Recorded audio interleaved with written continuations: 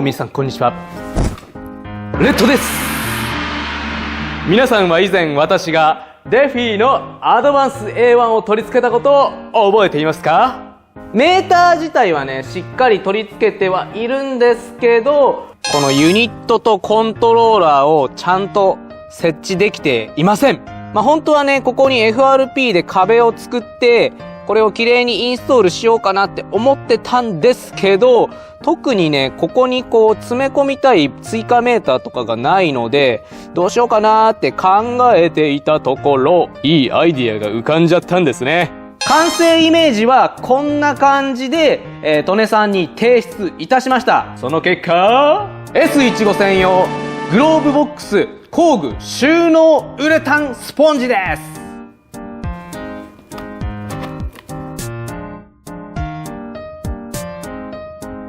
そしてデフィのコントローラー、じゃん。このコントローラーの横に切り替えのスイッチがあるので、ちょうどこんな感じでね操作ができるように穴を開けてもらいました。ポチポチポチポチポチポチ。このユニットを避けるような形でこんな感じできます。ただしこの真横から見てもらったらわかるんですけど、スポンジがねちゃんと入りきりません。ここにはめようと思ったらウレタンスポンジをね斜めにカットしないといけません。なので今からここにねスポッて入るように加工していきます。で今回はこちらホルツの缶スプレーでキャンディーレッドに塗っていたこのグローブボックスなんですけど、めっちゃ色あせてねムラムラな状態になっています。このグローブボックス周りもねよーく見るとすんごくね色あせてムラムラの状態です。これはかっこ悪いな。ちゃんとしたキャンディーレッドの塗料で塗装しているものに関しては色あせはね全然していません。なので今回の動画はグローブボックスにインストールとこの色あせてしまったキャンディーレッドを再塗装、これが今回の動画になります。それでは組み込み作業レッツスタート。今回は利根さんに無理を言って商品を作ってもらいました。一般販売予定なので気になる人は概要欄を見てください。そしたらねこのスポンジがここにぴったし入るように斜めにねカットしていきます。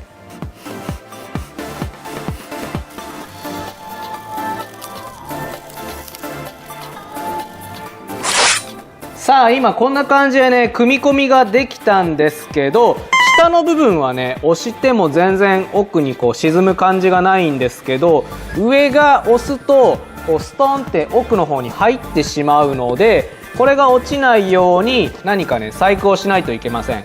両面テープを貼ったり横からビスを刺して、固定をするっていうやり方があるとは思うんですけど、ここに鉄パイプを1本入れて、ここがさらにこう蓋の状態でこうパカパカね開くように構造を作ろうかなと思います。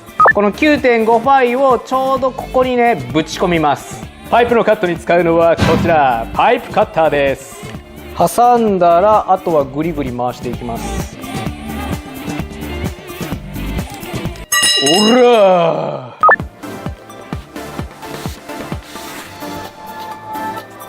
ー折れてます。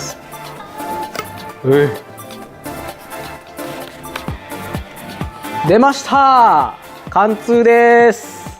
パイプの軸ができたので、この中に鉄の棒か何かを刺してすればここがカコンカコンってなって、しかも硬くなりましたね。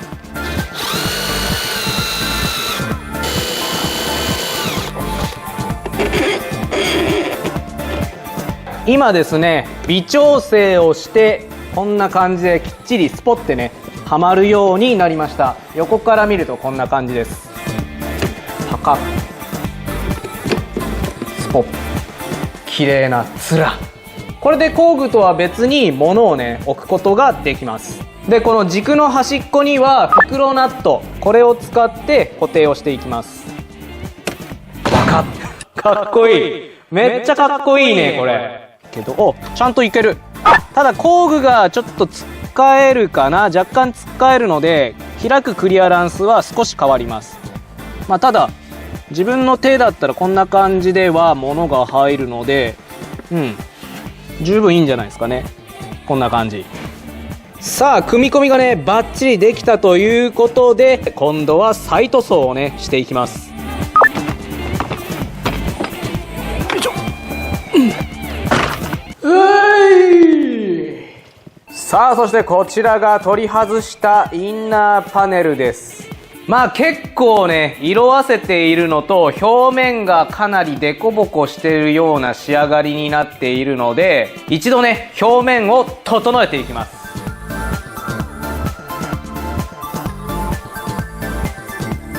今足付け作業が終わりました。そしてねここに注目です。本来のシルビアはこの部分にハザードとヒートボタンがあるんですけど、私はねここから別のところに移植しています。ちょうど隣のこの部分です。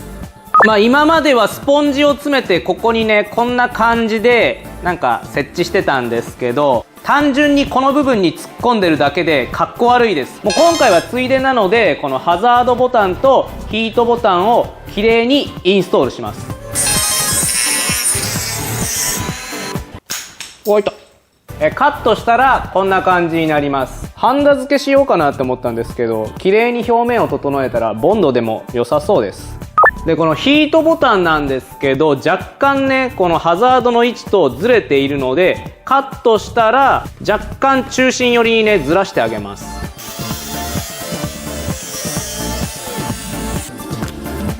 これは二重構造になってたんですね。これに関しては向きを変えれない。まあ一応ね光の仕切りがあるので、この仕切りを若干こう折り曲げて、この横から中央寄りにこうセットして、これで固定していきます。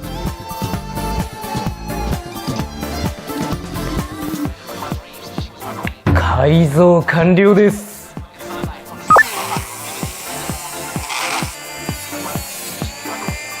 あとはこれをねパネルボンドか何かでくっつけます。そしてパネルのねこのサイド部分を昔ね無駄に穴を開けてしまったので、今から埋めていきます。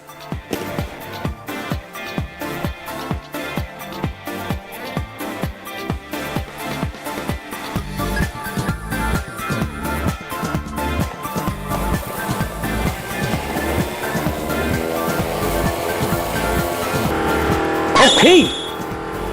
そしたら次にこちらがね前ついていたパネルなんですけど、もうボロボロになったので別の中古品に交換します。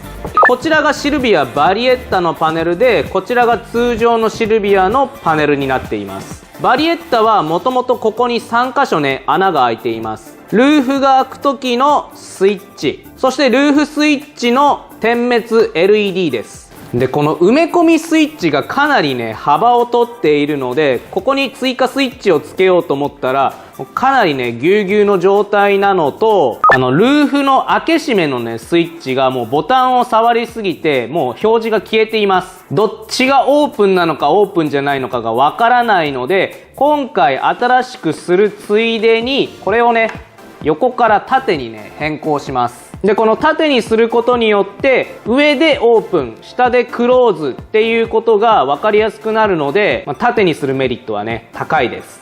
で通常のシルビアはですねこの裏に穴をね開けるこうガイドラインみたいなのが一応刻まれているので、4箇所シルビアの場合ね追加することができます。そしたら型取り用に前のパネルを切り取って、これを使って型を取っていきます。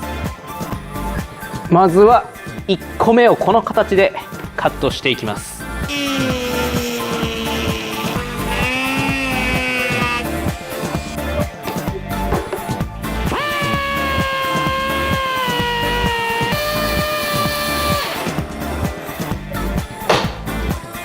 こんな感じで横にスイッチを追加していきます。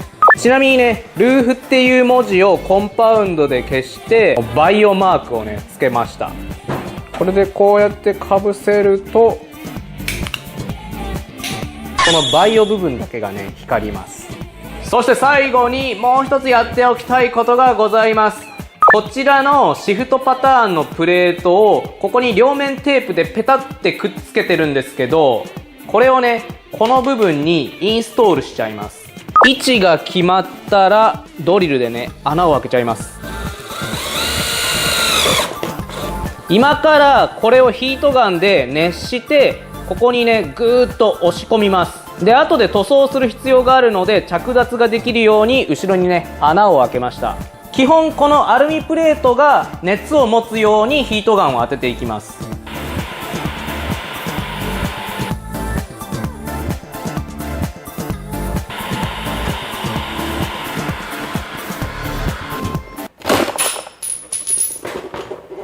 こんな感じにちょっと高さを落とすことによって一体感が出てかっこよくなります。でこの後に塗装するので若干ねこの入り口が狭くなるので周りを削って調整をします。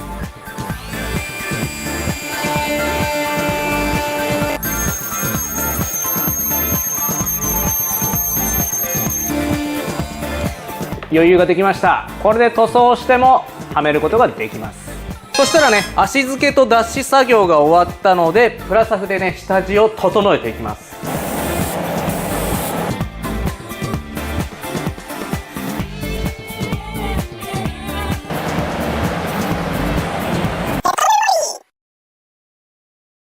プラサフがしっかり乾いたのでこの表面のねザラザラをペーパー1000番を使ってね整えていきます。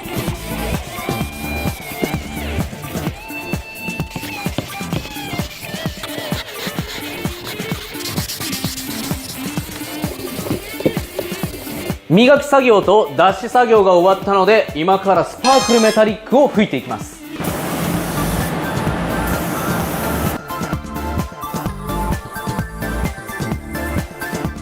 今スパークルメタリックで塗装をしたので表面がめちゃくちゃこうギラギラしたシルバーになりました。メタリック感があるんですねスパークルメタリックは。そしたらキャンディーカラーの発色を良くするために今からコスミックフレークを吹いていきます。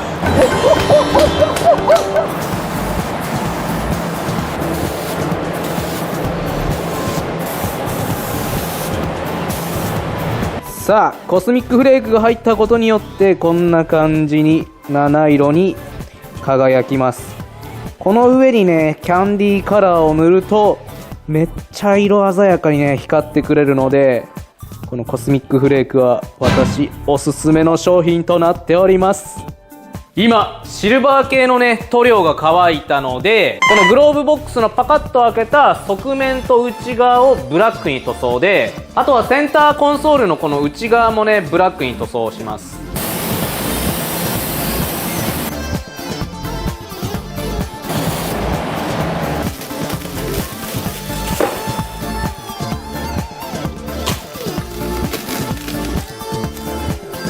こんな感じに側面をブラック塗装しました。今回はねこの部分を見せていくので横もねしっかり塗装しておく必要があります。今塗装が乾いたので塗り分け用に養生していきます。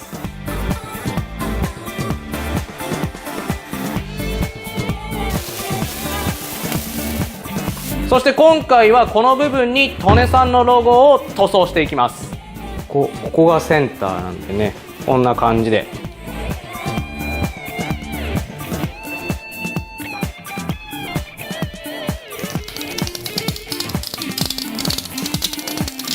これで今塗り分けの準備が整ったので今からキャンディーレッドを塗装していきます。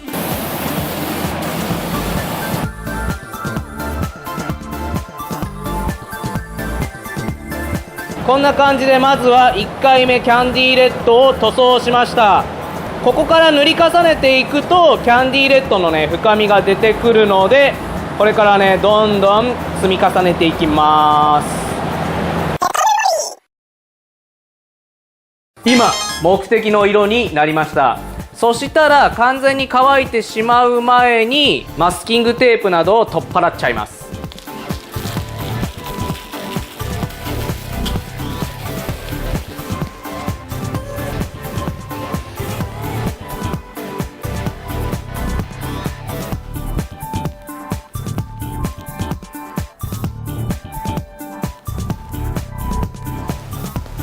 利根次はね、クリア塗装を吹いていきます。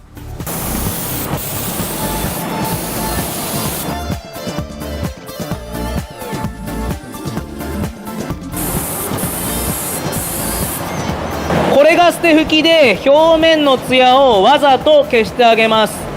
こうすることによってクリアのね、塗膜を厚く塗装することができます。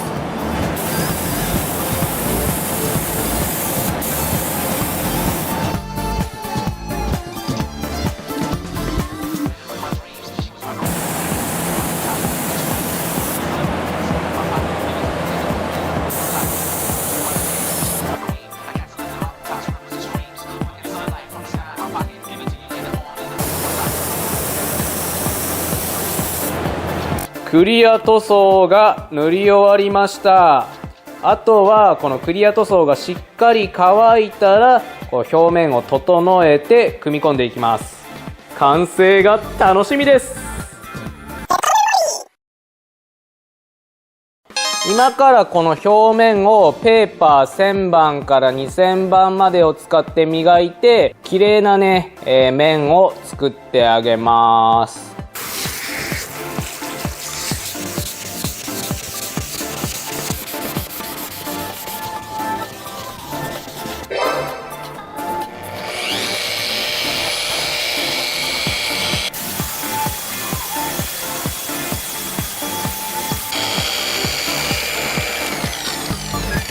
コンパウンドをかけたことによって表面が綺麗に整いました。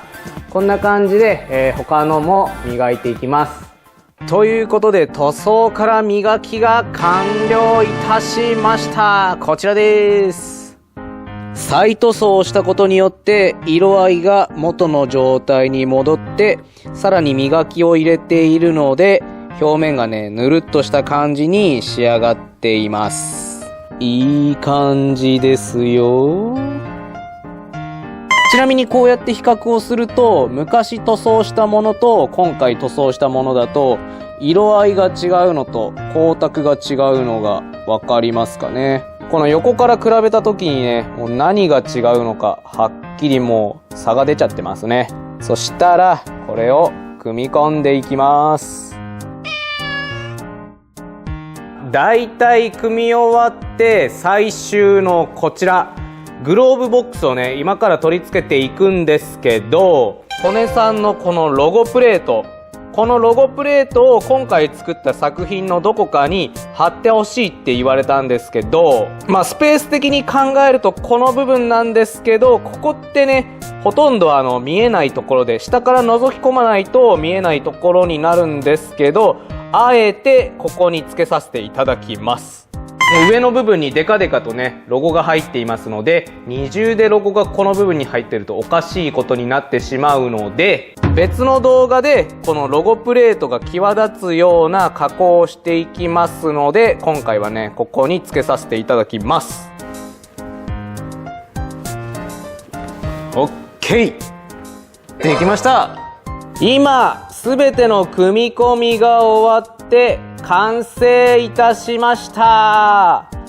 やっぱ再塗装をしているのでね、カラーがめっちゃ綺麗です。いいね。